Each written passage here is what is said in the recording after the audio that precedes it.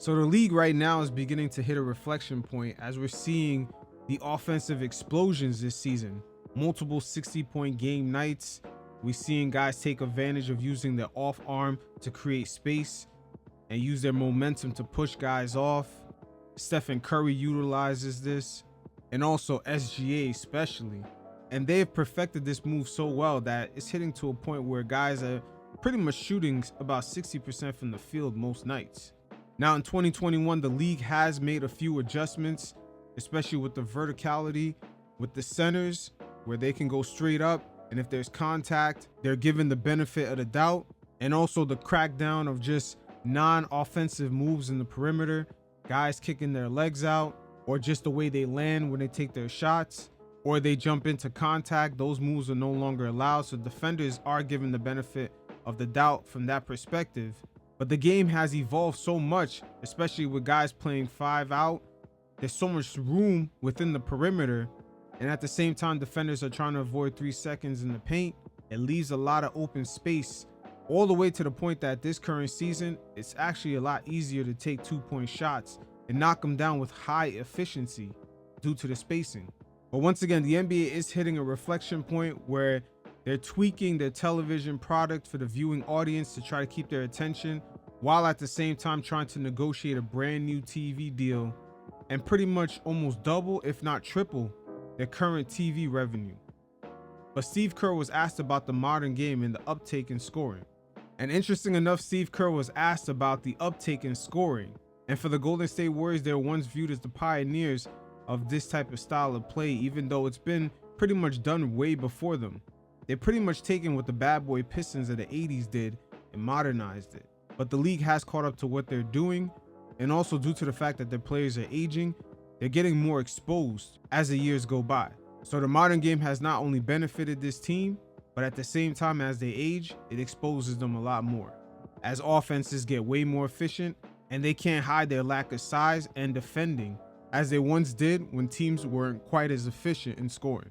Well, I mean, guys are so skilled today. There's so much space on the floor. You know, everybody's playing multiple bigs who can shoot threes, and so there's just too much ground to cover for the defense.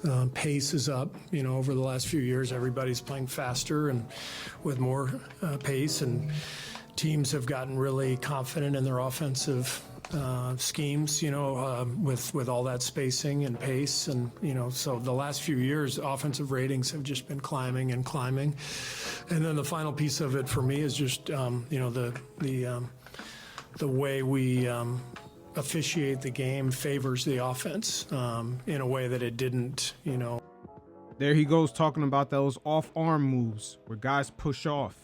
You see SGA in OKC, he does this a lot.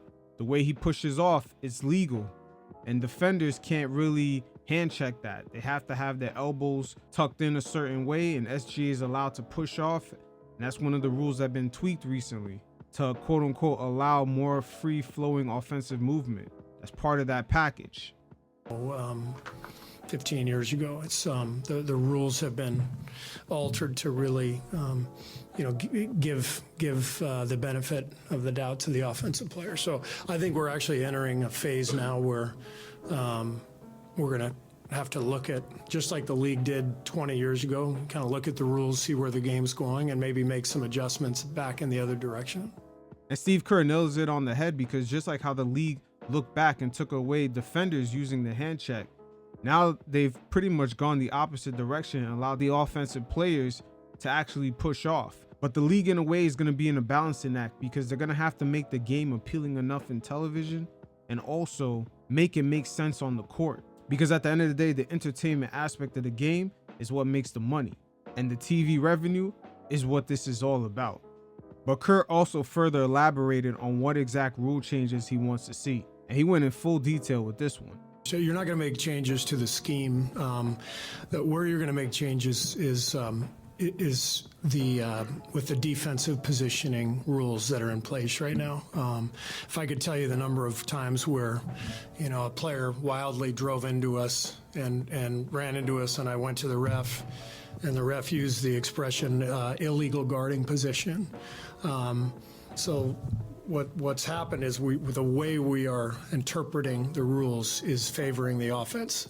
And the league went through this before. In the 2006 NBA Finals, D Wade just went to the free throw line relentlessly, and the league had to tweak some of the rules, allowing defenders to have a bit more freedom in defending guards attacking the rim.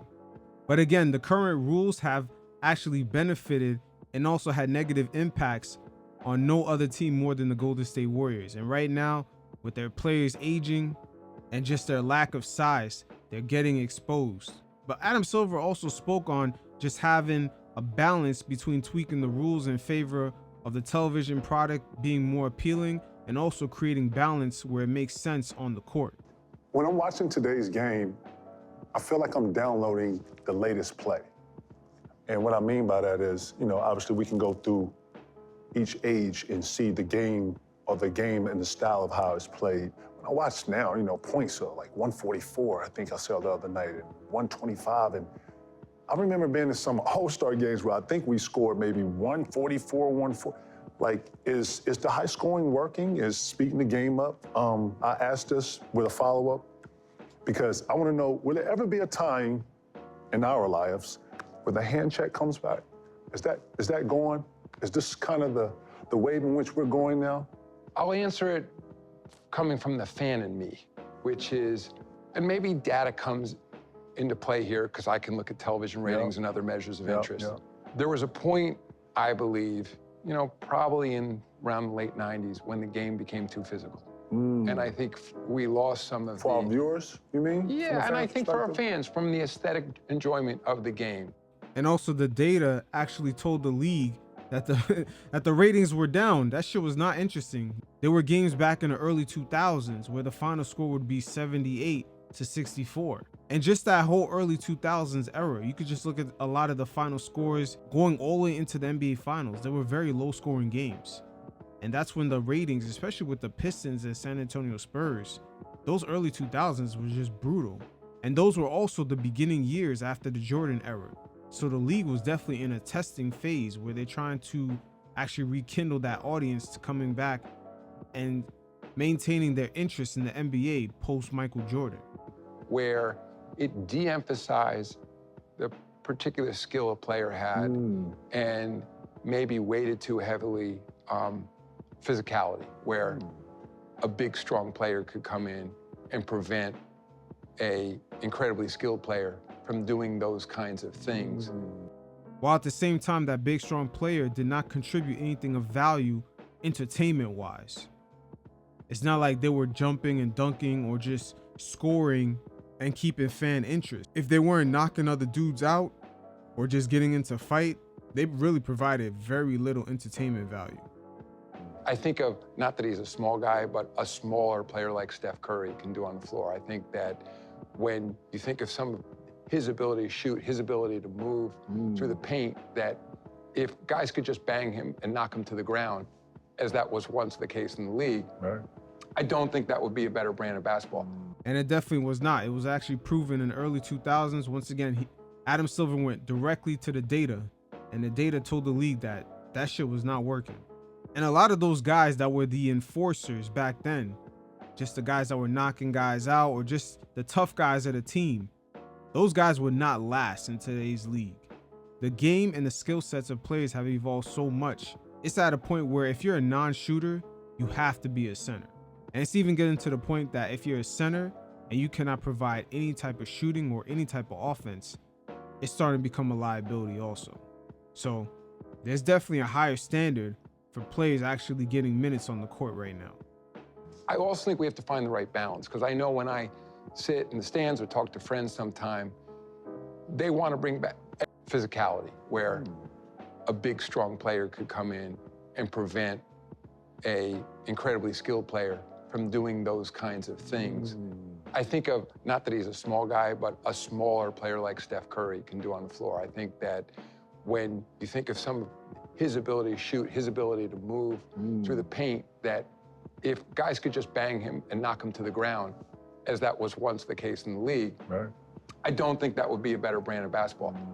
I also think we have to find the right balance, because I know when I sit in the stands or talk to friends sometime, they want to bring back And we've tried to bring back a little bit more of the physicality. Like, I think people like to see hard defense. I mean, it goes a little bit before to what you and I are talking about, like touch and feel. Like, I don't think either people like that idea that guys can go through unscathed and like you're protecting your star players. And in fact, you know, we made some changes this season where sort of, I don't know, you know, the unnatural basketball moves, you know what I'm referring to, and where those were being, players were gaming the system in a way. Catching on. He's talking about players like Trae Young and James Harden. Those non-basketball moves, kicking out their legs, backing into defenders, jumping into defenders also. A lot of the guards throughout the league have been making these type of moves, and it's a good thing that those have been taken away. The hooking of the arms, especially with James Harden, that shit got annoying, and it can actually stop the flow of the game. Brilliant players playing by the rules had found ways where those were becoming defensive fouls. So we reset this year, which is something you got to do in the offseason. You don't want to change mid-course, but we made it clear, those players, that that's no longer going to be a foul. And of course, because they're the greatest players, they adjust and they find other ways to score. So I like where we're going in terms of that brand of basketball. In terms of scoring for its own sake, I don't necessarily think what fans tune into is just to see scoring for its own sake, because that's where I think people want to see real defense. To me, it goes more to the pace of the game. And also the style of play. There used to be teams that had different styles. Not everyone ran up and shot threes or just settled for layups.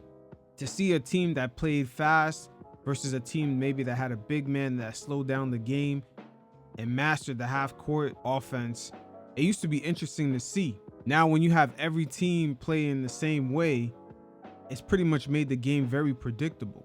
And it's probably more than likely a correlation of the low ratings. I don't think people like a lot of stoppages.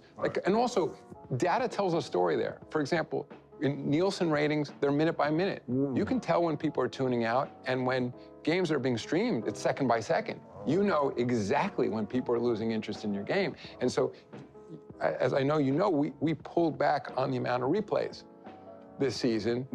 You know, and it's almost like watching two different prize fighters go head to head with different styles. I believe the NBA is missing that aspect. Fewer opportunities for the referees to go to the monitors. Because even in talking to players, like nobody, you know, especially in a game where there's as much scoring as ours and there's much opportunities, frankly, to make up for a bad call. Most players I talk to, if it's a game-deciding play and it's the guy's foot on the line or not, you want to know that. On the other hand, if it's a bad call, I mean, there are bad calls and it's in the third quarter. Do guys want to stop and wait for 2.5 minutes while the guy goes to the monitor? Because you could easily, people have said to me, well, with technology these days, you should be able to get every call right. And I said, we could. The game would be 5 hours long, but we could. So what's the right balance? And, you know, it's something we're constantly tweaking us. I think the scoring actually helps. Makes me watch. I enjoy watching. I love the new moves. I love the new style. But I assume you want to see defense. Playoff time. So it's definitely a work in progress. The league has definitely given offensive players the freedom of movement. That's why we don't really see guys get called for carries anymore. And they also have tucked in their whistles when it comes to the amount of steps guys are taking. What's their gather step, if it's a travel or not. They've been very loose about calling those. But after that Luka Doncic 70-point game, there's been an emphasis on the amount of scoring the league has kind of permitted, especially this season, because that game overall was not a good look for the league. I mean, Luka just had phases of the game where he was just going to the rack without even being touched. So definitely adjustments will need to be made. And with Adam Silver, he's not afraid of making them.